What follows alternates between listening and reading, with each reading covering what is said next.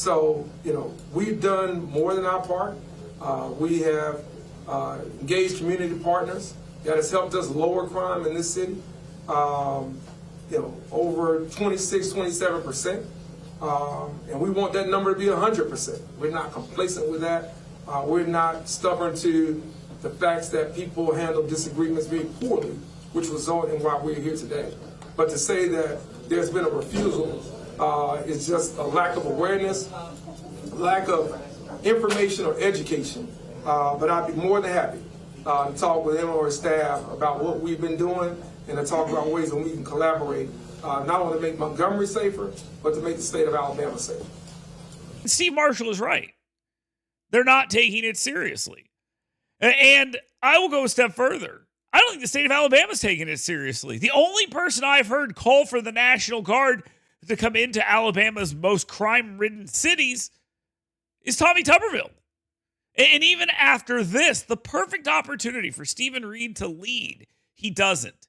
I haven't heard from Kay Ivey on this issue either, talking about bringing in the National Guard to calm these things down. Other places are doing it. Other places around us, Louisiana, southern state, they're bringing in the National Guard to take them to New Orleans. We're seeing what's happening in Memphis, in Tennessee.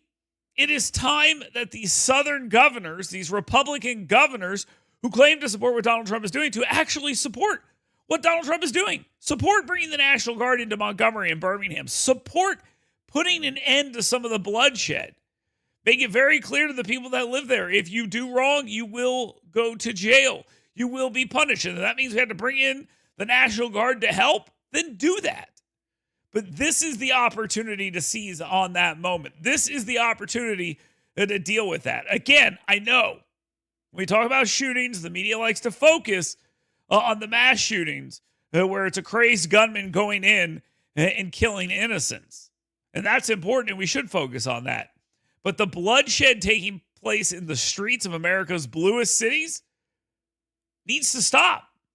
And if the cops there won't do it because the political will isn't there, or maybe they're just inept, if the local politicians won't let it happen, it is time for the National Guard to be invited in. And the situation in Montgomery is a perfect example of why it has to happen. Bring in the feds, put an end to this kind of stuff, and enforce the law. That's how this stops. You stop all this nonsense, you stop all this crime by actually enforcing the law and putting people in jail. And if that requires a National Guard coming in to do it, well, then Governor Kay Ivey should do that.